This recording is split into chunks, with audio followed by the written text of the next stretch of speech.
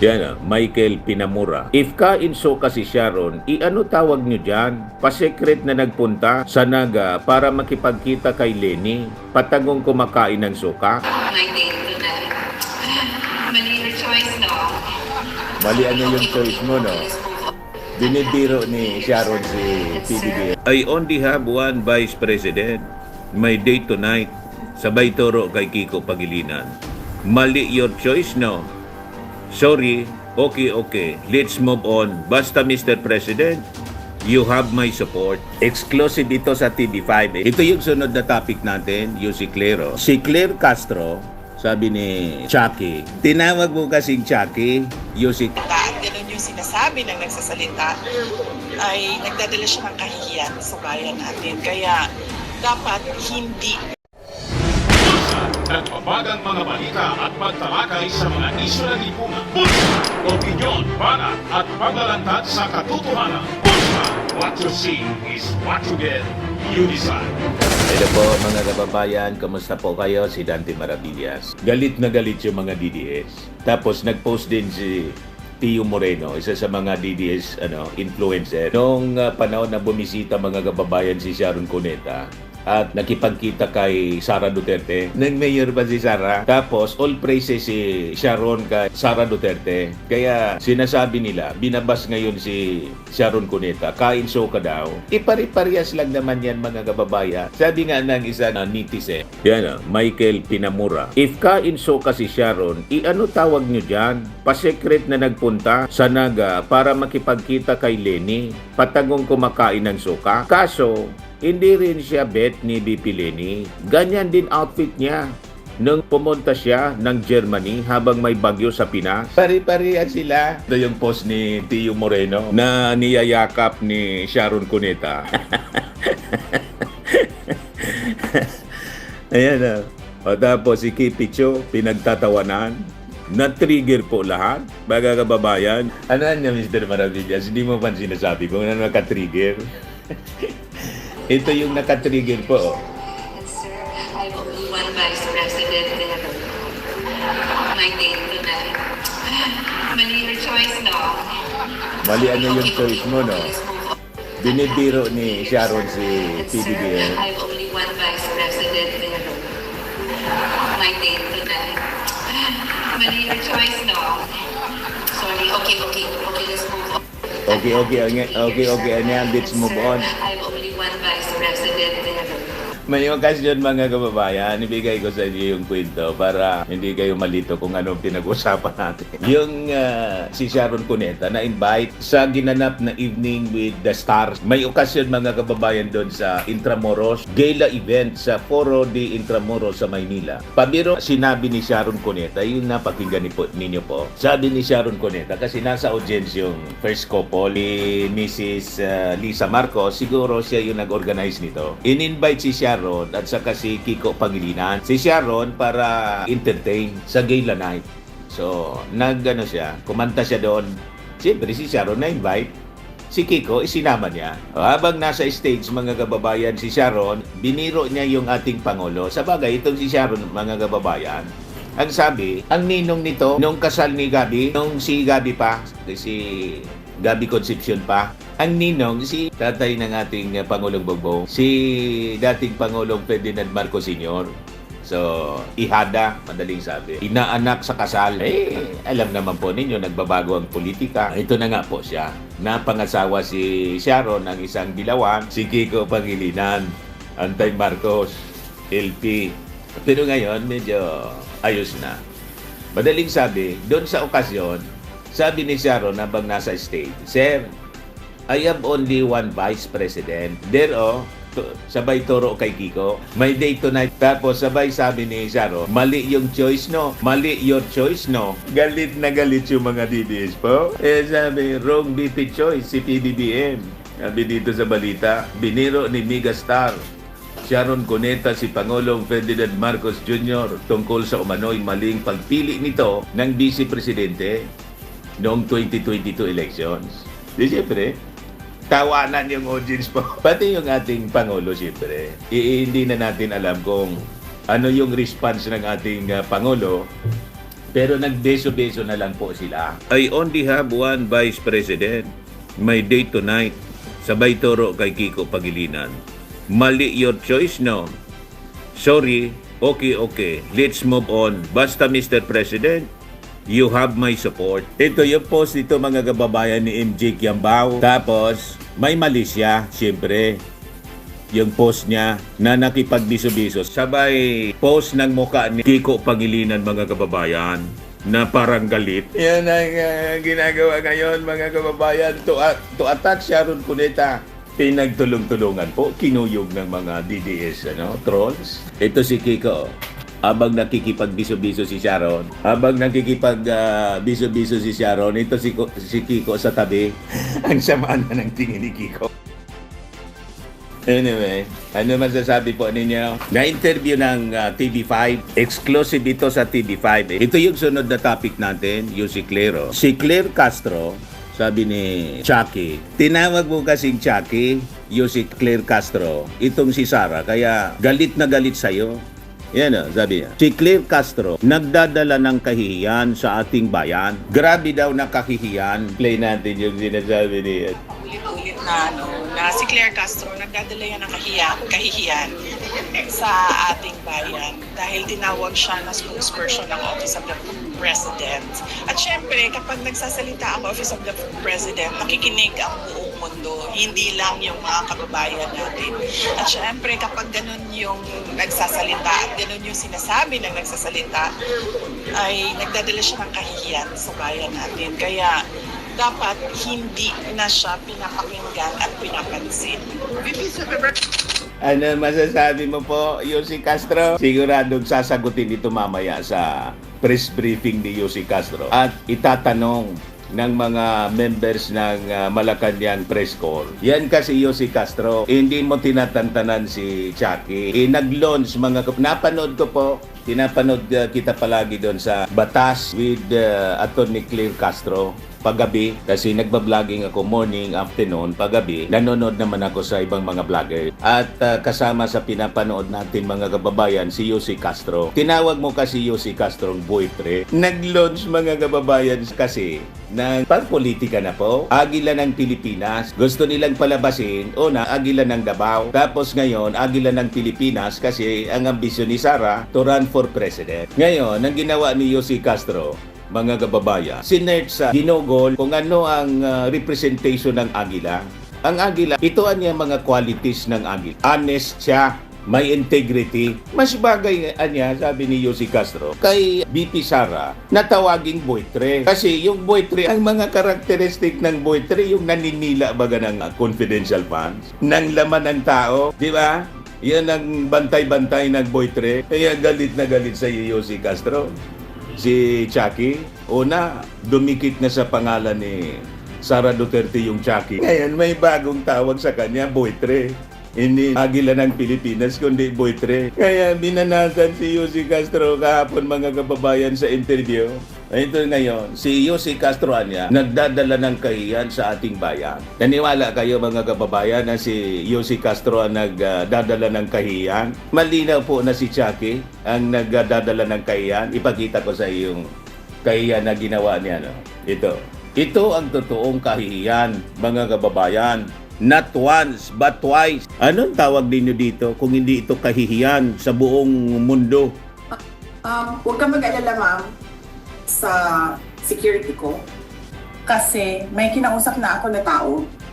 Sinabi ko sa kanya, kapag pinatay ako, patayin mo si BBM, si Lisa Araneta, at si Martin Romales. No joke.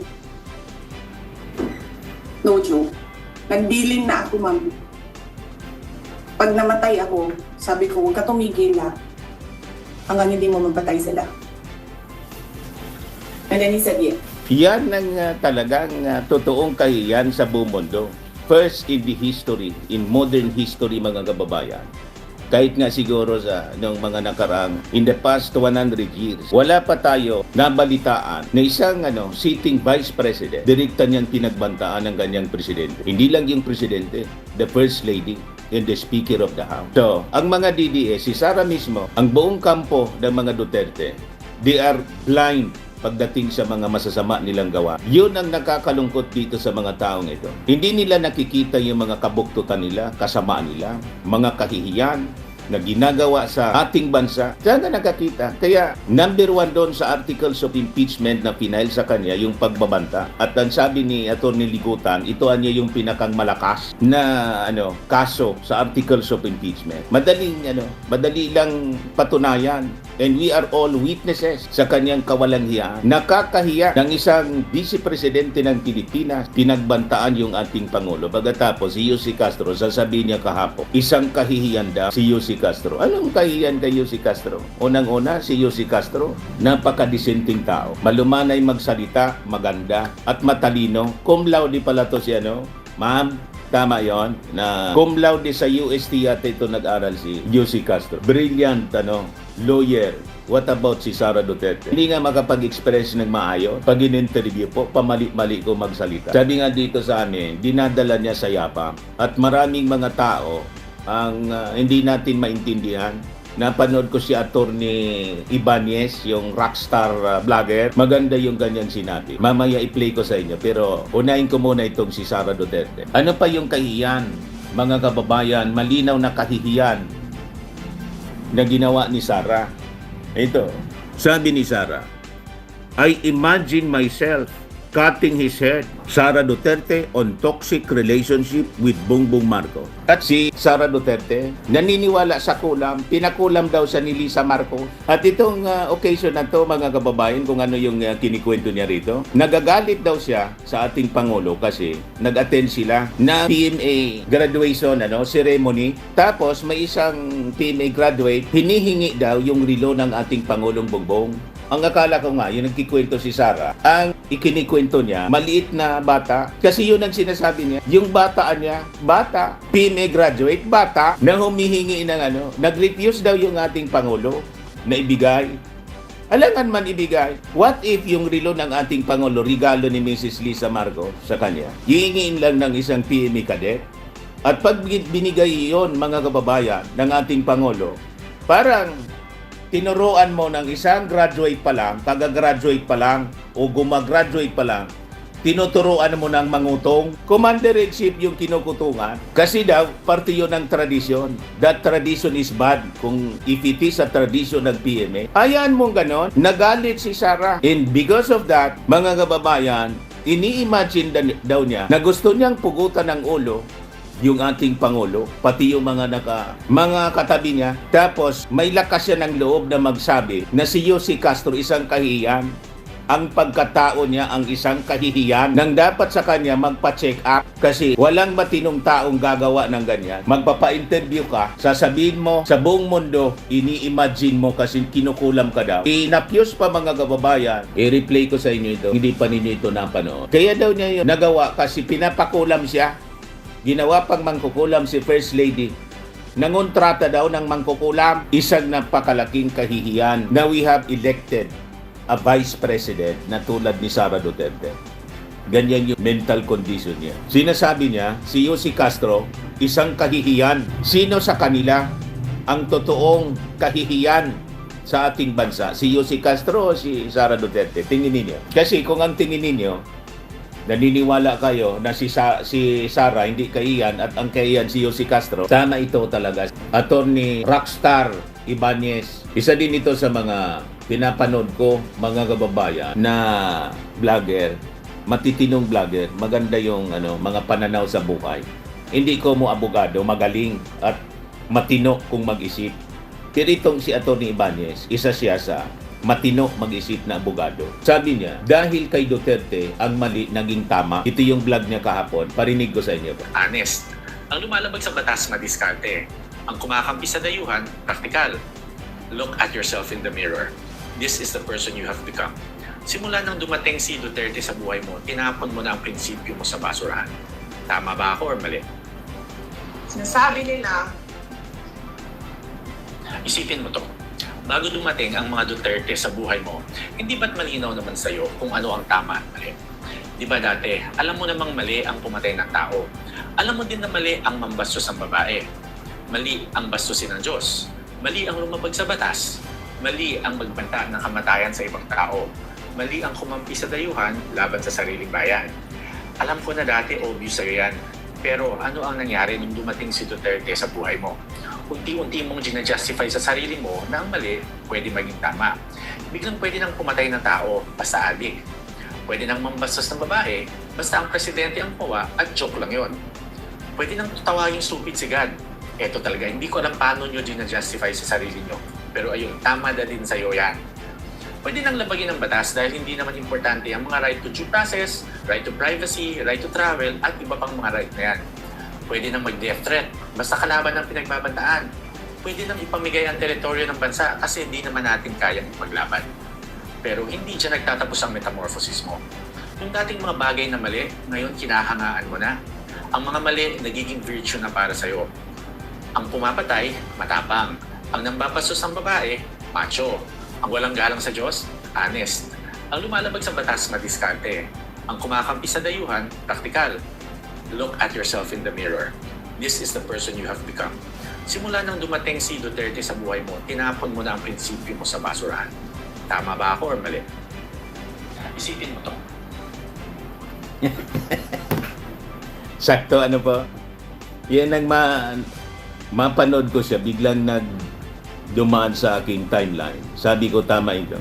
I-share ko sa ating mga kababayan. Ako, hindi po ako nagtataka kung bakit biblical kasi po ako. Hindi ako nagtataka kung bakit karamihan sa inyo ngayon, ganyan. Yung mga DDS, ganyan. Kasi we are living in the last days na yung mga tao pasama ng pasama. Yung mali, tama na. Okay po, mga kababayan, maraming salamat. Bye-bye po. God bless. Max Swimming and Lifting Cream, pinapahid po sa mga pulses in affected area. Mainam po sa paninigas ng mga kaso-kasuan. Ito naman po, Automax Radiant Serum. Sa mukha naman yung application, anti-aging po siya. You will look 10 years younger than your age. Sa mga cancer patients naman po, baka lang gusto ninyo itong itry. Neng siya red mix fruit drink.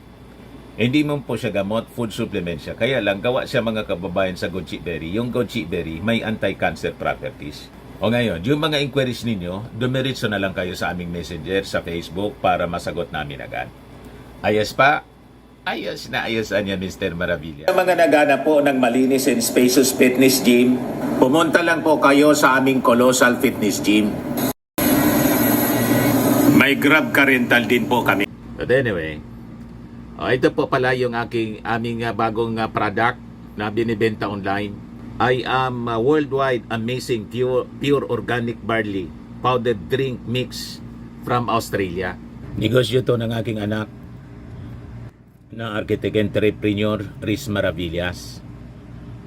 Ayan po. Kontakin na lang po ninyo siya, Riz Maravillas on Facebook. Ang mga health benefits niya, boost immunity, improves digestion, enhance energy levels, packed with antioxidants, prevent cancer. Ito naman po yung bago naming product na binibenta online. Eye Glow Serum, whitening po siya. Tingnan ninyo yung epekto sa aking anak na architect before and now. Yung mga inquiries po ninyo, dumiretso na lang kayo sa kanyang Facebook account, Riz Maravillas.